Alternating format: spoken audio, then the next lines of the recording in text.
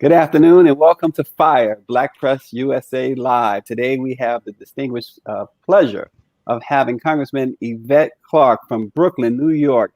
Congresswoman Clarke is Vice Chair of the powerful Energy and Commerce Committee and a member of the Homeland Security Committee. She has been a member of the Congressional Black Caucus since coming to Congress in 2007 and today chairs its Immigration Task Force while acting as an active member of its Census 2020 Task Force. Welcome, Congresswoman Yvette Clarke. Thank you for having me, Stacey. It's great to be with you this afternoon. It's our privilege, and joining us, of course, also is our boss, the great Reverend Dr. Benjamin F. Chavis, Jr. Well, thank you. Good afternoon, and we are honored on behalf of the Black Press of America to have Congresswoman Yvette Clarke. I've known Congresswoman Yvette Clarke for many years. I actually worked with her mother, Una Clarke, who's still a freedom fighter. And Congresswoman Clarke comes from a tradition of freedom fighters. So when she got to the Congress of the United States, I knew that Brooklyn would never be the same and the Congress of the United States would never be the same. We're so proud, and we thank you for your leadership, Congresswoman Clarke. Thank you so much, Dr. Chavis. It's a pleasure being with you once again as well.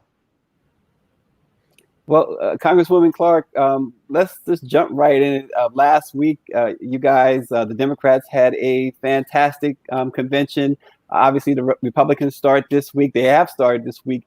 Tell us what can we expect from the vantage point of the fact that you guys put on this convention last week. It went great, especially a first time at, virtually. Now the Republicans have a totally different agenda. What should people be cautious of is the question as to what they're going to see this week with the Republicans. Well, you know, it's very clear that the Republican Party has transformed itself into the party of Donald Trump and his specific and his personal agenda. And it's very dangerous.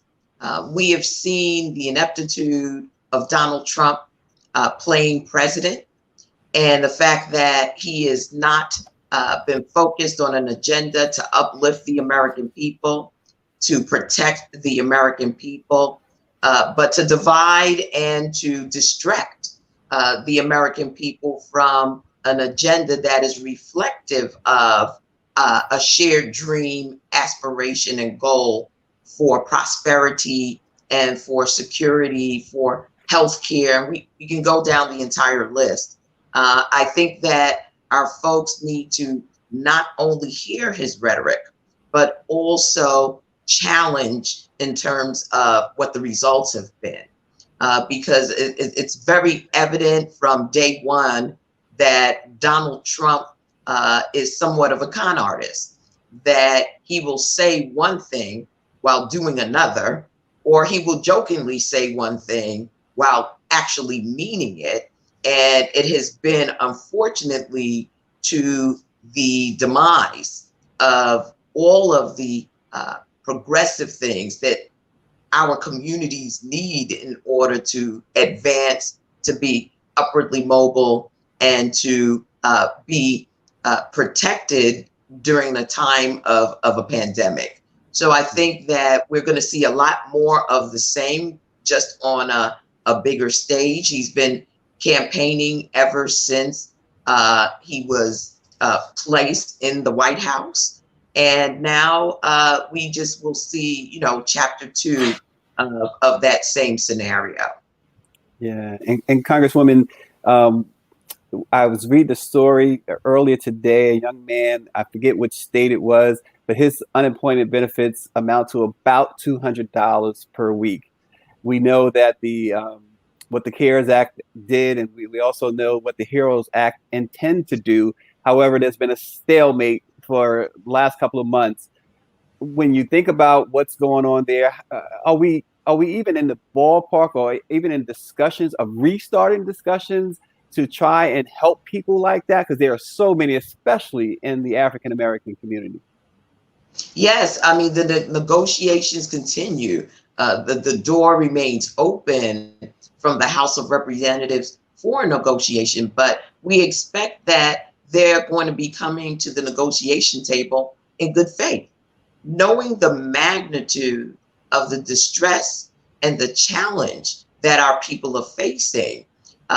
They've come to the table previously, and they came to the table with a package to save corporate America and to provide for them a lifeline to weather the economic turbulence of being in a public health crisis, but didn't extend anything to the American people who are the actual victims of the crisis. And if it weren't for the work that we did in the House of Representatives, the initial CARES Act would not have included the lifelines that were presented for small business in the PPP loan program, or the direct benefit of $1,200 that was presented, the additional unemployment stabilization money that most people were receiving in addition to their regular unemployment benefit, the suspension of or the moratorium on evictions. All of that was added as because we had the leverage, and they wanted to make sure that there were more funds in place to dole out to corporations that didn't request it, didn't really need it.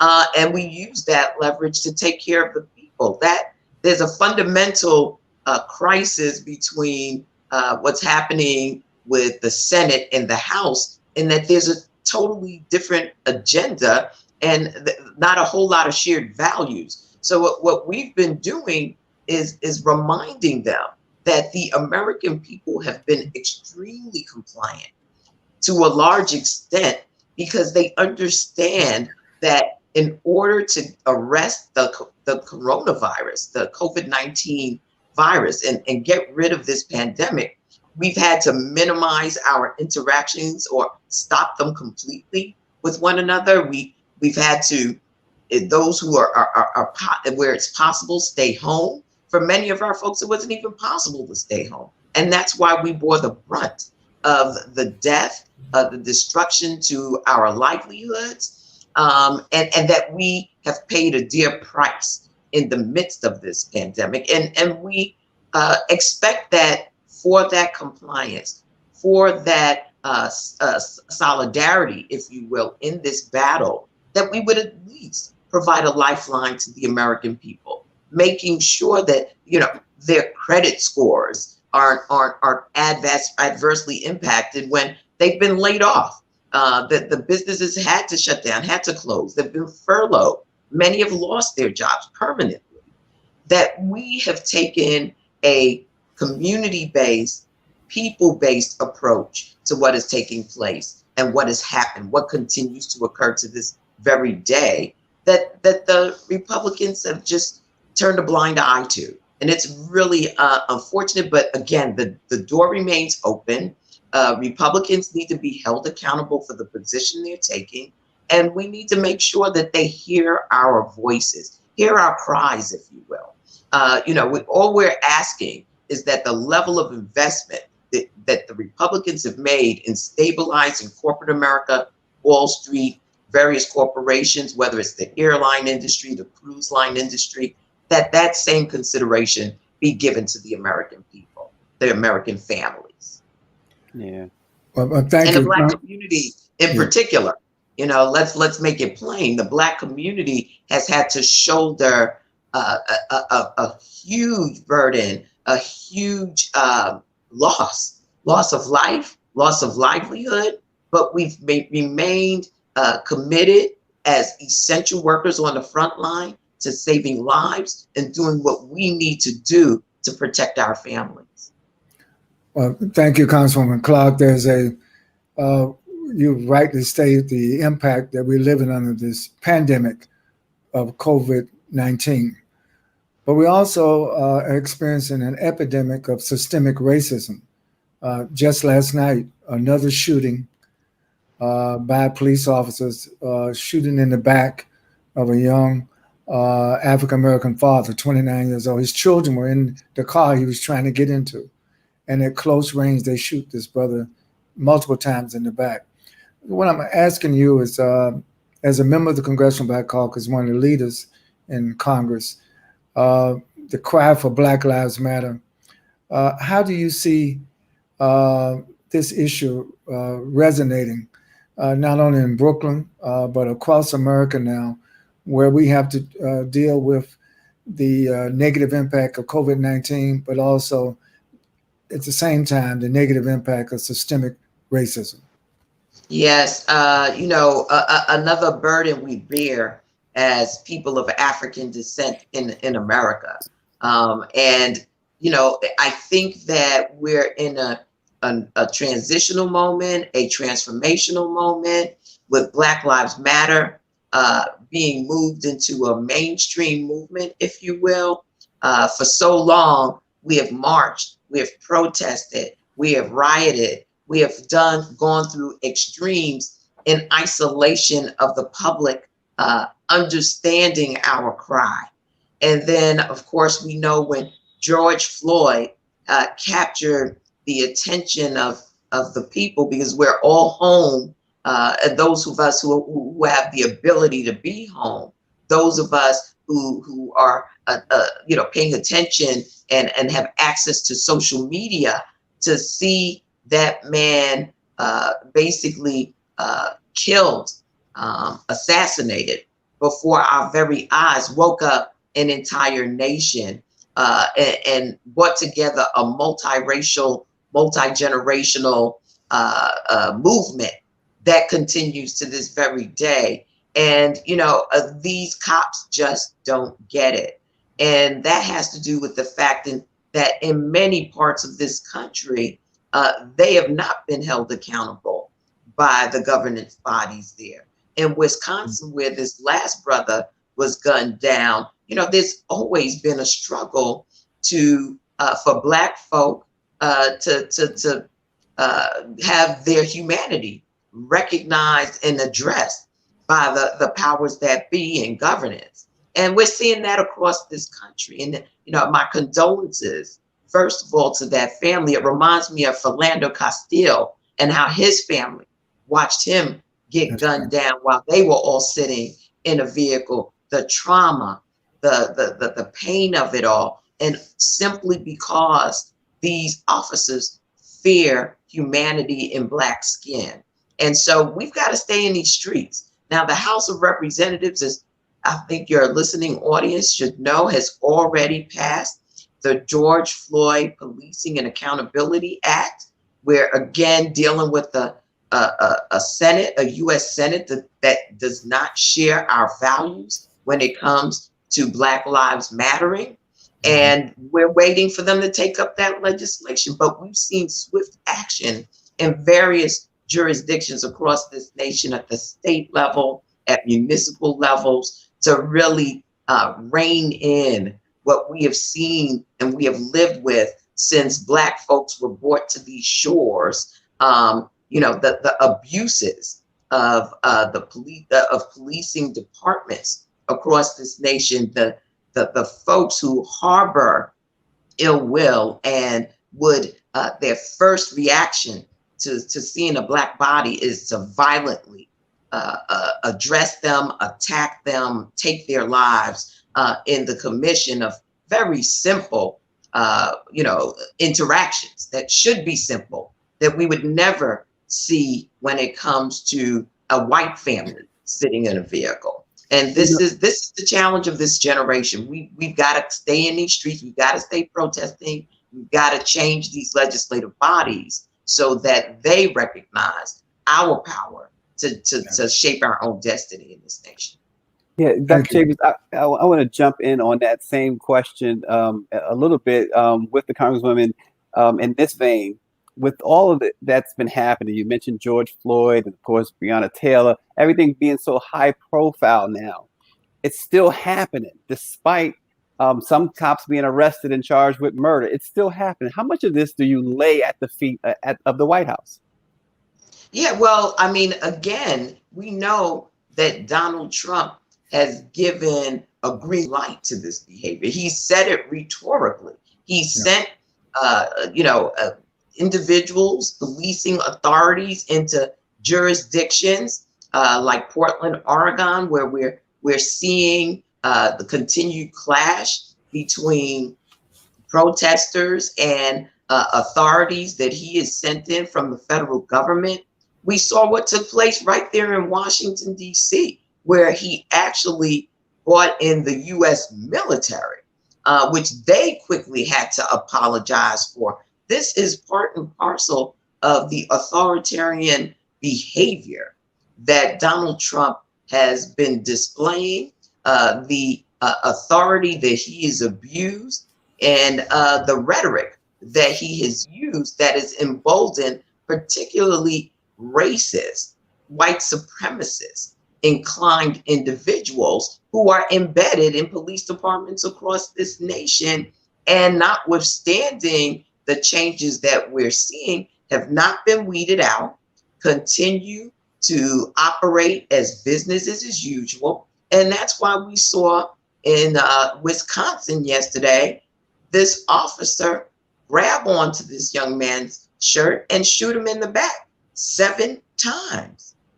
And so, we're waiting for actions to take place with respect to Breonna Taylor, the young brother in Colorado. Those police officers have not been brought before any courtroom or been charged of anything yet.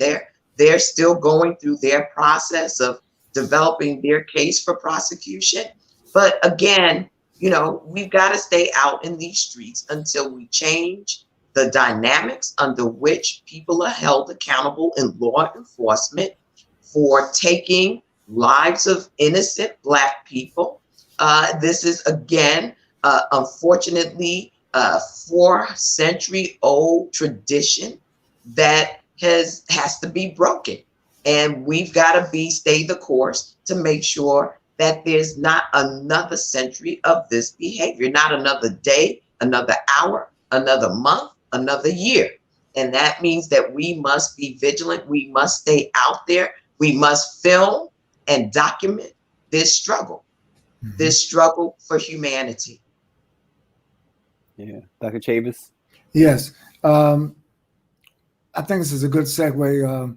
We're so proud of what Black women are doing now politically, Congresswoman Clarke, and of course a member of the Congressional Black Caucus now. Senator Kamala Harris has been nominated officially to be the Democratic vice president, running with Vice President Biden, who's running for president. How do you see the Biden-Harris ticket, in particular the role of Black women voters, Black people voters in 2020, the importance of the Black vote? Absolutely. And I think that we should certainly claim credit for the fact that in the year 2020, we have become so influential politically that with the petitioning of Black women and Black people, it was made clear to Vice President Biden that we wanted to have a Black woman vice presidential nominee. And that petitioning, that ongoing conversation made it possible for us to arrive at this moment. And I think that it shows a certain level of political maturity coming out of the Black community across this nation.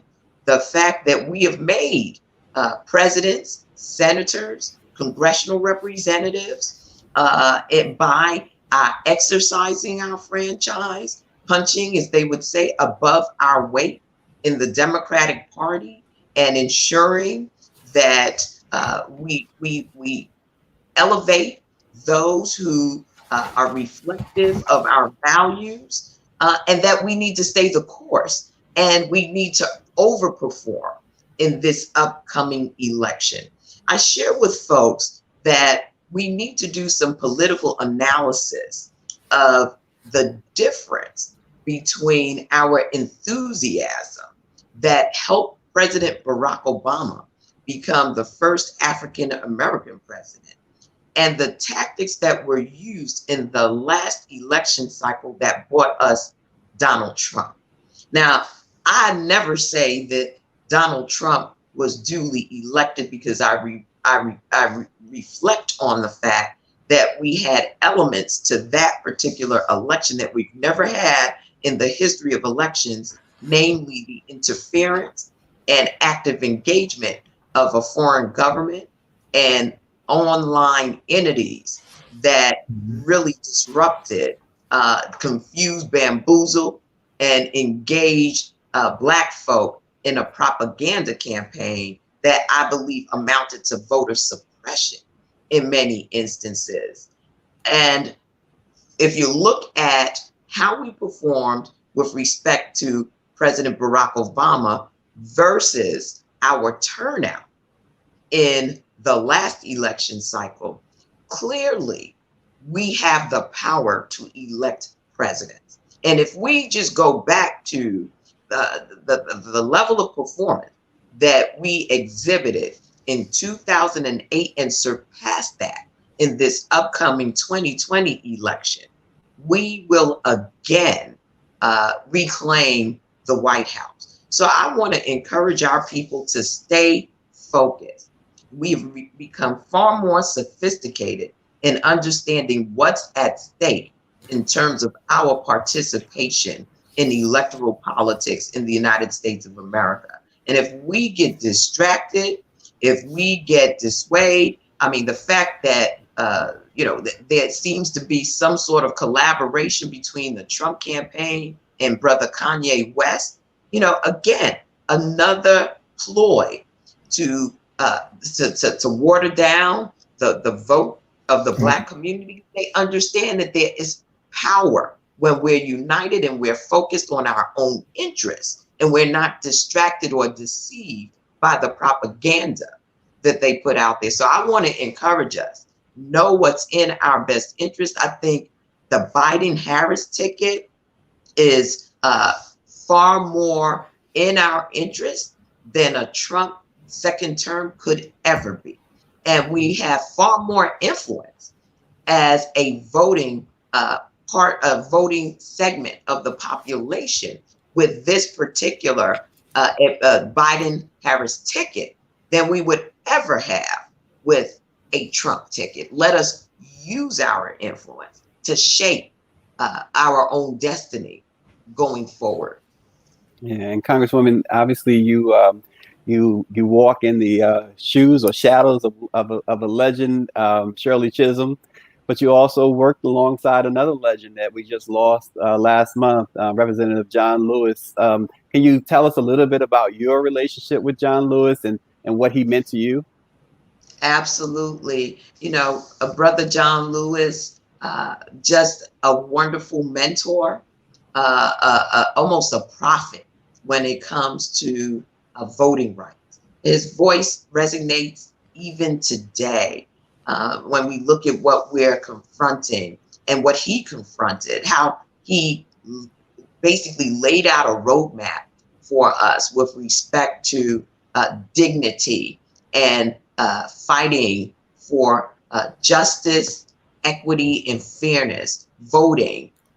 He influenced me in so many different ways. I remember, when I first was elected, one of the first offices that I visited was with John Lewis to just share with him what my experience was in running for Congress and getting some counsel from him on how to transition into the United States House of Representatives. When I was elected to Congress in 2008, 2007, I was the only Black woman elected in my class, and the only Black woman elected from the New York State congressional delegation, as well as the youngest Black woman on Capitol Hill.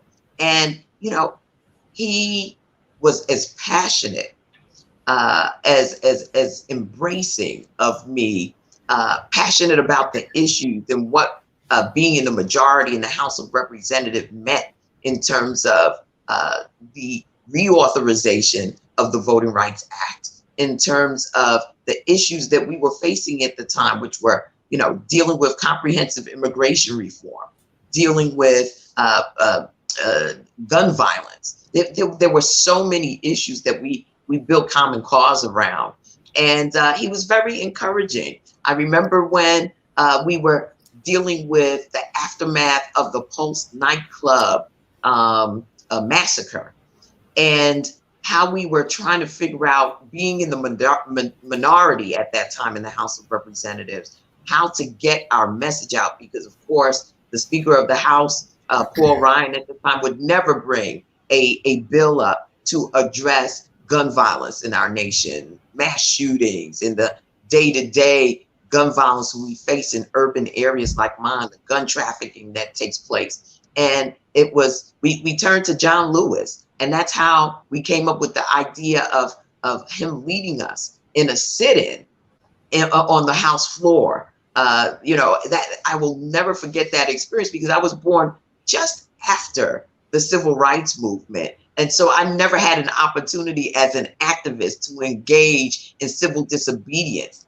at that level. And so I was transported with him into that space for that sit-in on the floor of the House. Historic, never happened before and hasn't happened since. And then I think about the fact that we've traveled together, and one of the most memorable travel that we did together was at the invitation of the president of Ghana in commemoration of 400 years since the first slave ship was, where Africans were captured, brutalized, and brought to the shores of the United States of America. And traveling with John Lewis into that space, being with him knowing what it was to suffer under Jim Crow, me being someone whose parents were immigrants to the United States, and sort of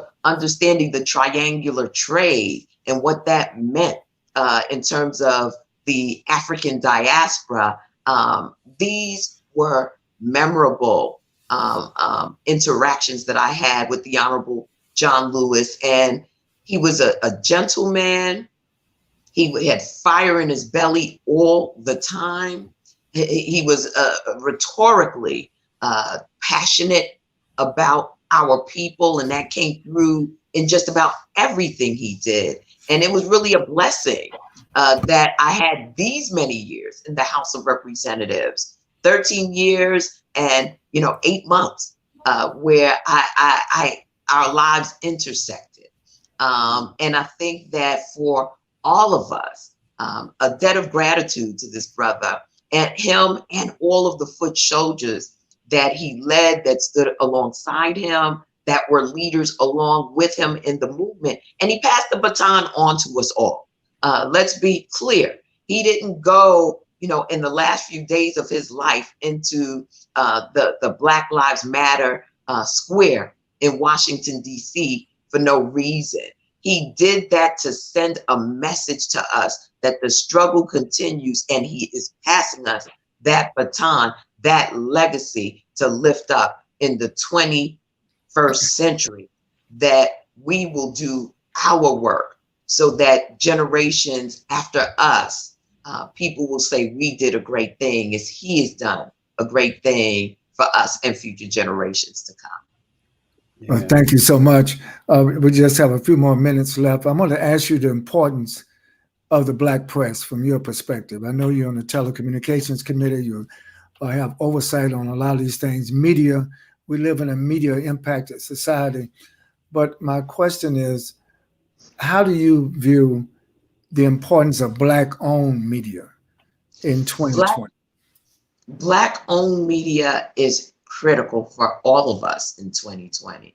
The fact that we have an independent press that speaks to the lived experiences of Black people in America and throughout the world, the fact that though it's unvarnished and unfiltered, that in the media that is Black owned and Black led, we're able to confront those who continue in the 21st century to harbor ill will, to continue to perpetuate inequity, inequality, and racism. It provides a place for our people to go to get accurate data and information on the status of Black people in every endeavor, in every space, in every sphere. And we can get the truth of what our actual status is in the context of the greater society. It's critical. I've been a fighter for Black press ownership, Black equity, the ability for us to leverage the Black community as consumers and getting advertising from main street and mainstream advertisers in our Black press. Again, I feel like our press has been redlined, and that should never be the case. We know that the heyday of our Black press, we as Black communities invested in our own press, and we need to insist that continue, that we subscribe to our Black newspapers, our Black media outlets, that we demand of, again, mainstream advertisers that if they want to speak to us, they need to speak through our press by advertising with them, and find ways to undergird the next generation of Black journalism in this nation so that our voices are authentic, our experiences are not marginalized, and that we get a true depiction of what is happening in Black life in America and around the world that has not been jaded by the stereotypical and the diminution of our experiences that we often see in press outside of our community when trying to sell us on who we are, what we're about, and what we're able and capable of achieving. That's what Black press means to me. And that's why I'm so passionate about lifting up Black press, undergirding Black owned press, so that it is reflective of being, as Shirley Chisholm would say, unbought and unbossed. Wow. Well, two more really quick questions for you as we run out of time, Congresswoman. It's just a pleasure to speak with you. One is the importance of the census. We want you to reiterate that. And two, the second question, I don't know how short you can be with this answer, but we know the hearings have been going on with the Postmaster General. When these hearings conclude, can African Americans be confident or at least have more trust in the post office after these hearings? Well, we have put a lot of pressure on this Postmaster General. We have exposed the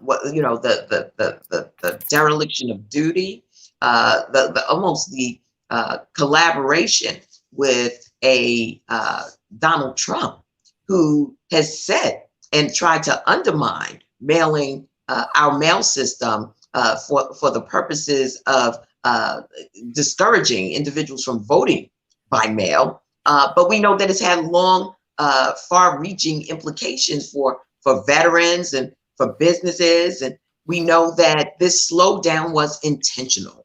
This dismantling of the postal service was intentional. And so what we've done is we've made it transparent to the American people. Can we expect that there will be a change in behavior? Well, already there's a cease and desist that the Postmaster General DeJoy has admitted to. However, we need to see the apparatus put back in place to ensure that people can vote safely, that veterans will get their medications, and our elders and seniors will be able to get their medications through the mail, that the lifeline that we have through the Postal Service in the midst of a pandemic is repaired, strengthened, and undergirded. Will that become the case? Well, we're getting a lot of pushback. We're seeing that, Donald Trump is on the campaign trail. He's already trying to delegitimize what the results of an election will be if there is the use of mail-in ballots, all in an effort to do voter suppression. So I will have to tell you that it remains to be seen.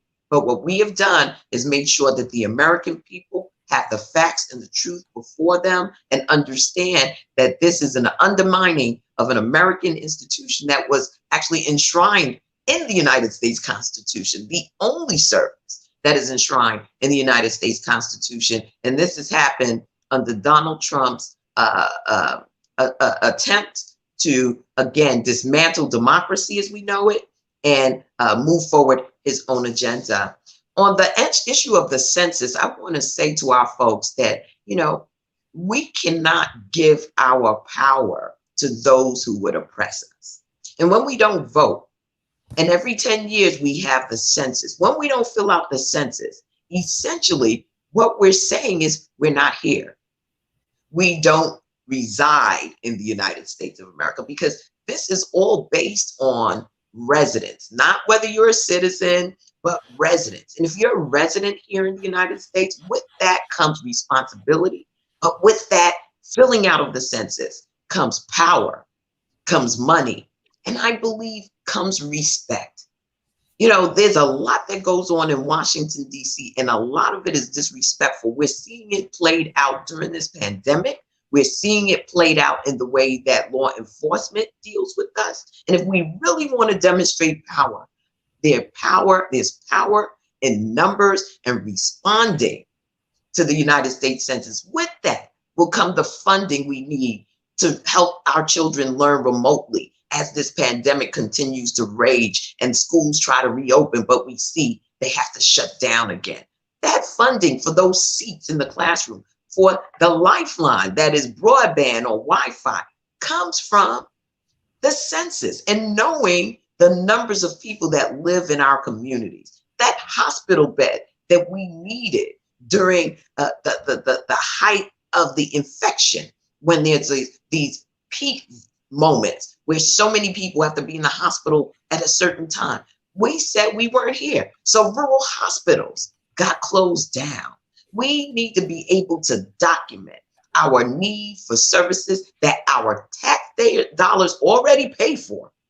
But when we don't fill out the census, we are empowering others who are filling out the census. And in so doing, we negate all of the things that we are demanding we do in legislation by saying we don't exist. We do exist. We're powerful, and we are a people who are out in these streets marching for justice. Justice comes when we demonstrate that we will fill out this census and that we will vote. And remember, when we don't fill out the census, whatever we get will be for a decade. That means that a child that is 8 today will be 18 under the same construct when this census is over in 2030. And those resources that that child needed to grow, to flourish, that senior citizen needed in order to make sure that if they need a nursing home or rehab, that those resources are here. They won't have it because we essentially said we aren't here. It's money, it's power, and it's respect. Let us be as courageous as John Lewis was, sitting down in those lunch counters and say, we're here to stay. We've built this nation. We continue to build it by our presence, and our presence is known by filling out the 2020 census. Well, we've heard it from Congresswoman Yvette Clarke out of Brooklyn, New York. We really appreciate you stopping in and talking with us this afternoon. Thank you very for much. having me, Stacey Brown, and to Dr. Ben Chavis. Many blessings to you. Stay strong, stay healthy, stay blessed. God bless. Thank you so much. And join us, if you will, on Thursday. We will have from the Black News Channel, their new president, Prince Hare, and we will also later on Thursday have from the Sister Sledge, Kathy Sledge. So join us then. We'll see you then. Have a good day. Stay safe and stay well. Wear a mask. And wear a mask.